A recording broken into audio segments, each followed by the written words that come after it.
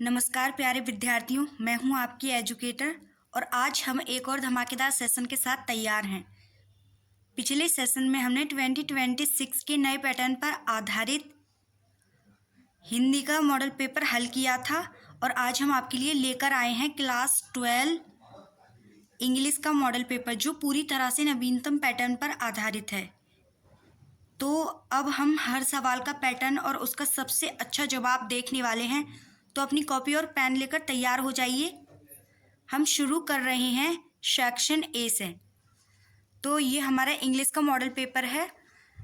Time हमारा रहने वाला है 3 घंटे 15 मिनट का और मैक्सिमम मार्क्स हैं हमारे 100। This question paper is divided into 4 sections A, B, C and D. तो हमारा यह क्वेश्चन पेपर 4 सेक्शंस में डिवाइड है। All questions from all the sections are compulsory. सभी सेक्शन करने अनिवार्य हैं। Marks are indicated against each question, और सभी प्रश्नों के मार्क्स उनके आगे दिए गए हैं। सेक्शन ए है हमारा रीडिंग, और प्रश्न 1 है हमारा read the following passage carefully and answer the questions that follow. निम्नलिखित गद्यांश को ध्यान से पढ़ें और प्रश्नों के उत्तर दें। तो गद्यांश क्या है हमारा? The truly educated man knows how to use his knowledge rightly. एक सच्चा शिक्षित व्यक्ति जानता है कि अपने ज्ञान का सही उपयोग कैसे करना है। He is a person of sound judgement and good character. He is not easily deceived by emotions. वह सुदृढ़ निर्णय और अच्छे चरित्र वाला व्यक्ति होता है। वह झूठे प्रचार से आसानी से धोखा नहीं खाता और भावनाओं के भाव में नहीं बहता। And is tolerant of different opinions. Education is not merely acquiring information और specialized skills. It is a means of developing the capacity to think critically and independently. वह दूसरों के अधिकारों का सम्मान करता है और विभिन्न मतों के प्रति सहिष्णु होता है. शिक्षा केवल सूचना या विशिष्ट कौशल प्राप्त करना नहीं है, यह गंभीर रूप से और स्वतंत्र रूप से सोचने की क्षमता विकसित करने का एक साधन है. An educated mind is tool, not a warehouse. True education aims at making a person a responsible and productive member of society, capable of contributing to the well-being of the community and the nation. एक शिक्षित दिमाग एक उपकरण है, गोदाम नहीं. सच्ची शिक्षा का उद्देश्य व्यक्ति को समाज का एक जिम्मेदार और उत्पादक सदस्य बनाना है, जो समुदाय और राष्ट्र की भलाई में योगदान देने में सक्षम हो. तो इससे हमारा पहला प्रश्न क्या बनता है? What is the main characteristics of A truly educated man. एक सच्चे शिक्षित व्यक्ति की मुख्य विशेषता क्या है? तो इसका आंसर क्या होगा? The main characteristic is truly educated man is that he knows how to use his knowledge rightly. He is person of sound judgement and good character. उसके बाद दूसरा प्रश्न क्या बनता है इससे हमारा? Why is an educated man not easily deceived. मतलब एक शिक्षित व्यक्ति को आसानी से धोखा क्यों नहीं दिया जाता? तो इसका आंसर होगा an educated man is not easily deceived because he has the capacity to think critically and independently and he is not swept away by emotions and false propaganda. अब इससे हमारा अगला प्रश्न बनता है C. What is the true aim of education according to the passage. मतलब गद्यांश के अनुसार शिक्षा का सच्चा उद्देश्य क्या है? तो इसका आंसर ये होगा the true aim of education is to make a person a responsible and productive member of society capable of contributing to the well-being of the community and the nation. अब हमारा अगला प्रश्न है give a suitable title for the passage. गद्यांश के लिए एक उपयुक्त शीर्षक दे. तो इसके लिए एक उपयुक्त टाइटल शीर्षक क्या हो सकता है? इसका आंसर होगा the essence of true education characteristics of an educated man. उसके बाद हमारा अगला प्रश्न है E. What is the meaning of tolerant in the context of the passage. गद्यांश के संदर्भ में सहिष्णु टॉलरेंट का अर्थ क्या है? तो इसका आंसर होगा in the context of the passage tolerant means accepting the existence of different opinions or beliefs, even if one does not agree with them. अब हमारा सेक्शन बी है राइटिंग, ये 20 मार्क्स का रहने वाला है। तो क्वेश्चन 2 है हमारा, right an article on any one of the following topics in about 100 to 150 words. तो हमारा आर्टिकल ए है the importance of moral education in schools. मतलब निम्नलिखित में से किसी एक विषय पर लगभग 100 से 150 शब्दों में एक लेख लिखें। The importance of moral education in schools, विद्यालयों में नैतिक शिक्षा का महत्व। उसके बाद बी है हमारा digital India opportunities and challenges, मतलब डिजिटल इंडिया अवसर और चुनौतियाँ।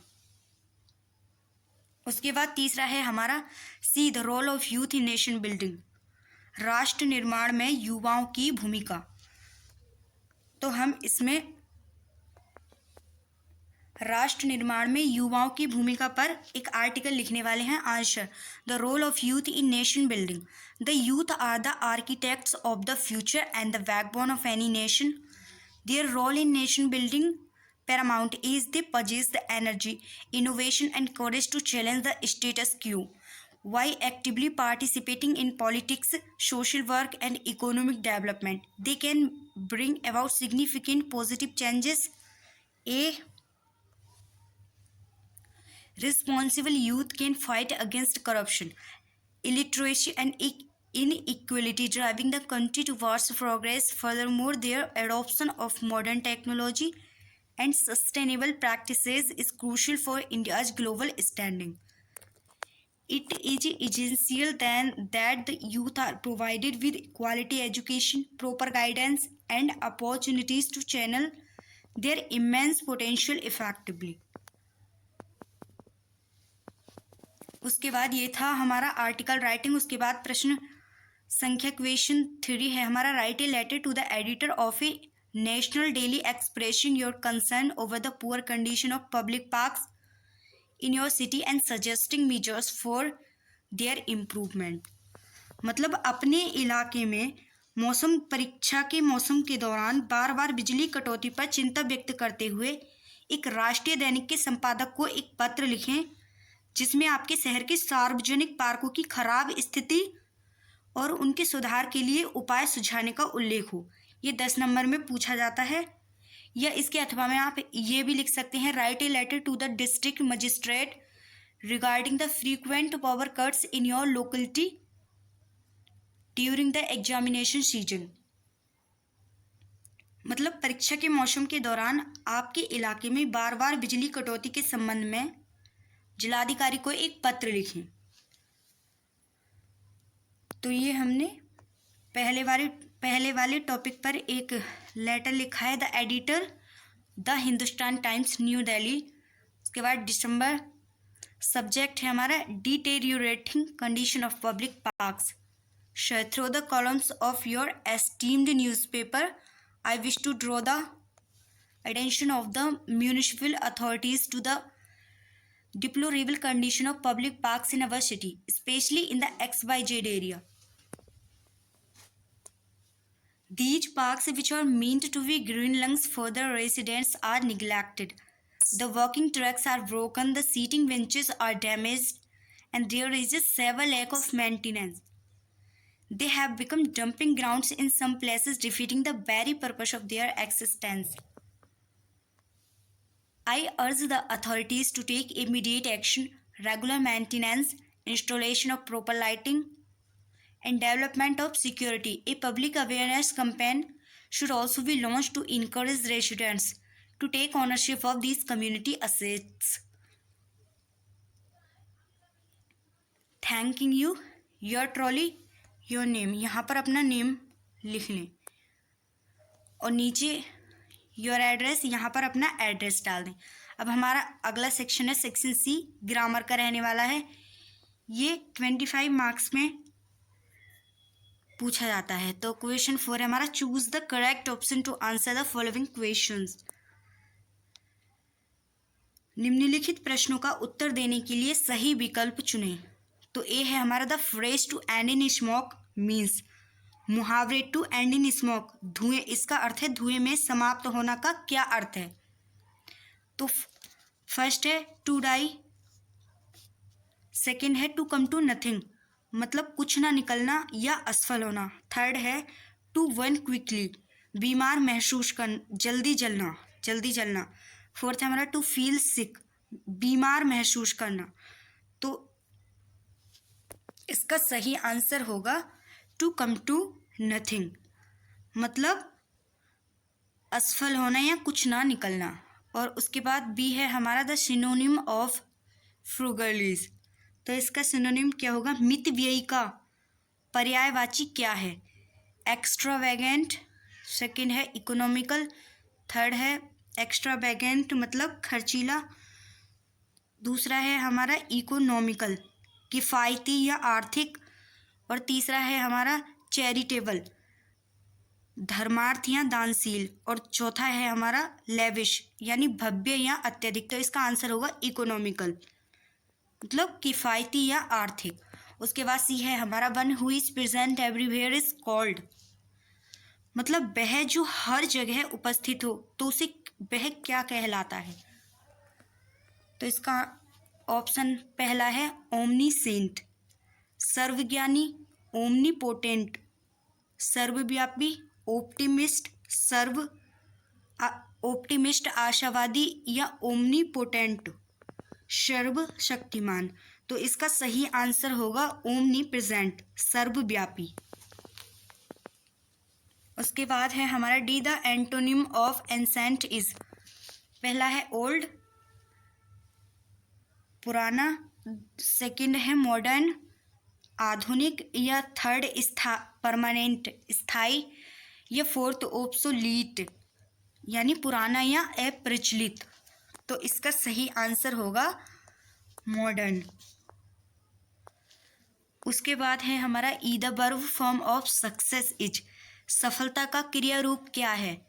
पहला है सक्सेसफुली सफलतापूर्वक, दूसरा है सक्सीड सफल होना, तीसरा है सक्सेशन उत्तराधिकार, और चौथा है सक्सेसफुल सफल। तो इनमें से कौन सा सही आंसर है? सही आंसर है सक्सीड सफल होना। उसके बाद है हमारा अगला question 5 change any one of the following into indirect speech. पहला डायरेक्ट स्पीच है निम्नलिखित में से किसी एक को अप्रत्यक्ष कथन में बदलें। तो पहला है हमारा he said to me what are you doing here, और दूसरा है हमारा the teacher said the sun rises in the east. तो हम पहले वाले को ही इनडायरेक्ट में बदल लेते हैं, ए को he asked me what I was doing there. उसके बाद क्वेश्चन 6 है हमारा combine any one of the following is directed. निम्नलिखित में से किसी एक को निर्देशानुसार जोड़ें। तो पहला है हमारा A he is rich he is unhappy combine into a complex sentences, और बी है हमारा he finished his work he went home combine into a simple sentences. तो ए है हम इसे कंबाइन कर लेते हैं कॉम्प्लेक्स सेंटेंसेस में, he is unhappy although he is rich. उसके बाद क्वेश्चन 7 है हमारा transform any one of the following is directed. ये है हमारा no other city in India is great is Mumbai change into superlative degree, इसे सुपरलेटिव डिग्री में चेंज करना है। और बी है हमारा everyone knows him change into passive voice, तो इसे पैसिव वॉइस में चेंज करना है। तो हम ए को ही सुपरलेटिव डिग्री में चेंज कर लेते हैं। इसका आंसर क्या आएगा? Mumbai is the greatest city in India. इसके बाद हमारा क्वेश्चन 8 है correct any two of the following pairs of words homophones in your own sentences to make the difference in their meanings clear. किन्हीं दो समध्वनिक शब्दों होमोफोन्स के जोड़ों को अपने वाक्यों में प्रयोग करें ताकि उनके अर्थों में अंतर स्पष्ट हो जाए।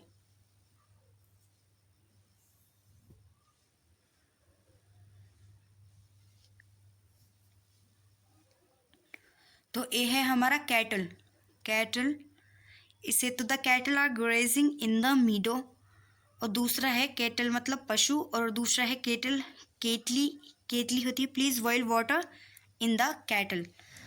उसके बाद है हमारा B, students need access to the library और access of everything is bad. उसके बाद क्वेश्चन 10 है हमारा, translate the following passage into English. ये पैसेज दिया हुआ है, एक सच्चा मित्र जीवन में ईश्वर का वरदान होता है, वह हमेशा सुख और दुख में हमारे साथ खड़ा रहता है।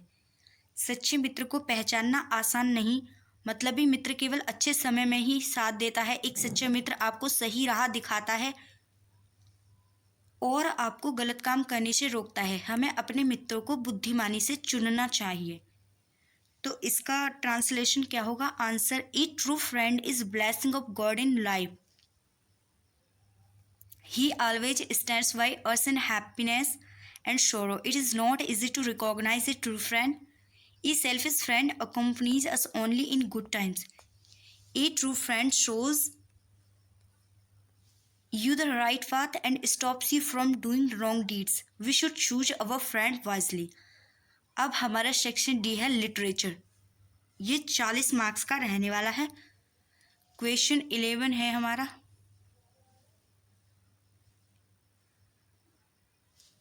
उसके बाद है हमारा सेक्शन डी लिटरेचर। ये 40 मार्क्स का रहने वाला है। Answer any two of the following short answer questions about 30 to 40 words etch.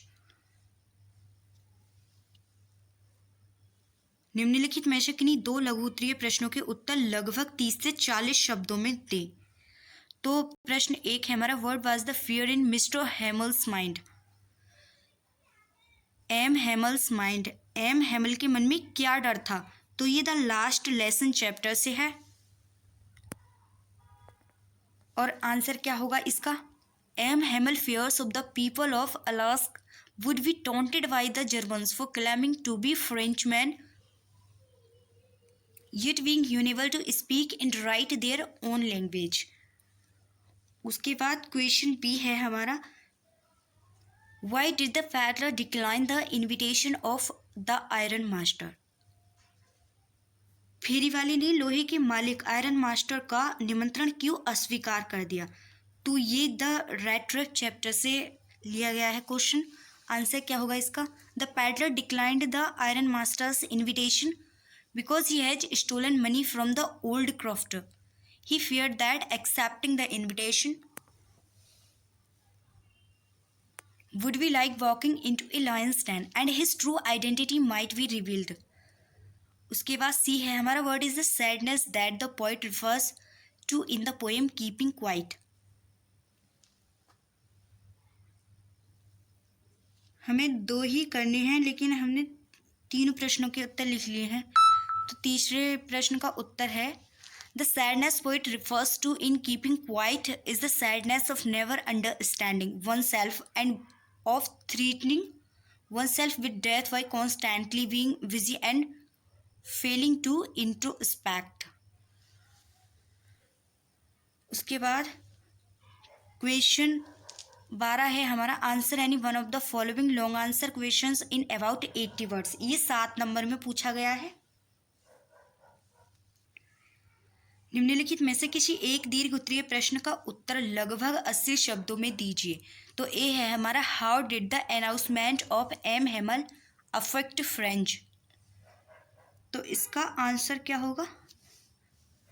The announcement the German would be taught from the next day and that this was their last French lesson deeply affected French. He felt immense regret for not talking his lesson seriously. The books which seems a burden earlier became his old friends. He felt pity for M. Hamel and understood the reason behind the teacher's emotional mood and the presence of villagers in the back of the classroom. उसके बाद question B है हमारा, describe the life of the rag pickers at Seemapuri.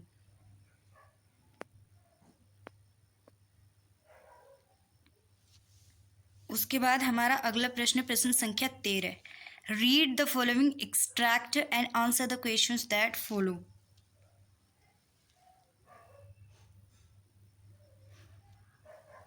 निम्नलिखित उद्धरण को पढ़ें और प्रश्नों के उत्तर दें।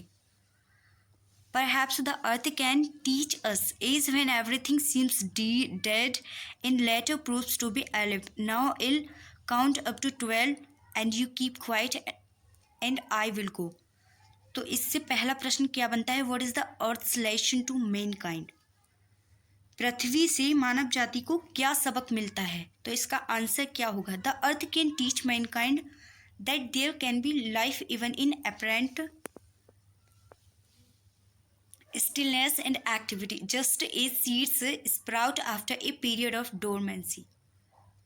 और प्रश्न बी बनता है इससे हमारा, what does the poet want the readers to do? Answer क्या होगा इसका? The poet wants the readers keep quiet and engage in introspection for a moment while he counts to 12.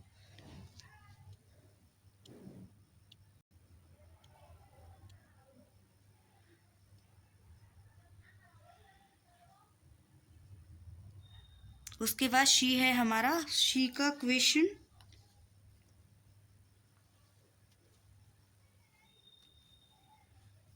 Identify the figure of speech used in the first line.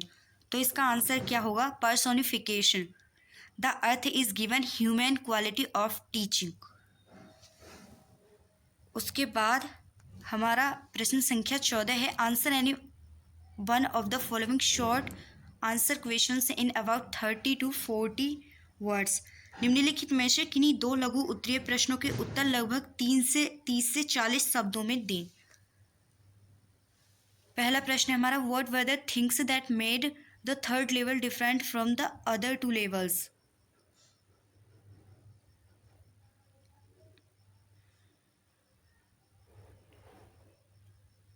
और उसके बाद B है हमारा, What was unique about the method of teaching adopted by Mr. Lamb? तो इसका answer है Mr. Lamb's method was unique. What was unique about the method of teaching adopted by Mr. Lamb? Mr. Lamb द्वारा अपनाई गई शिक्षण पद्धति में क्या अनोखा था? Answer, Mr. Lamb's method was unique because he did not pity Daddy. Instead, he treated him as an equal. He used nature, philosophy and his own experiences to encourage Daddy, telling him that everything matters and the world has plenty of opportunities for him. इसके बाद हमारा अगला प्रश्न है प्रश्न संख्या 15. Answer any one of the following long answer questions in about 80 words. निम्नलिखित में से किसी एक दीर्घ उत्तरीय प्रश्न का उत्तर लगभग 80 शब्दों में दे. यह भी 7 नंबर में पूछा जाएगा. A. Give a character sketch of the Gondwana school teacher. Dr. Sadao. या B. Who was the Tiger King? Why did he get that name? Tiger king कौन था? उसे यह नाम क्यों मिला? तो इसका आंसर क्या होगा? The tiger king was the Maharaj of Pratibandapuram Jilani जंगजंग Bahadur. He got the name the Tiger King because a prediction was made at his birth that a tiger would cause his death. The young prince that took a vow to kill 100 tigers to prove the astrologers wrong. तो दोस्तों हमने practice set 2 को पूरी तरह से हल कर लिया है. अगर आपको यह सेशन पसंद आया हो तो वीडियो को लाइक करें, अपने फ्रेंड्स के साथ शेयर करें और चैनल को सब्सक्राइब कर लें. अगले वीडियो में हम प्रैक्टिस सेट 2 को भी इसी तरह हल करेंगे. तब तक के लिए पढ़ते रहिए, स्वस्थ रहिए और बोर्ड परीक्षा में धूम मचाते रहिए.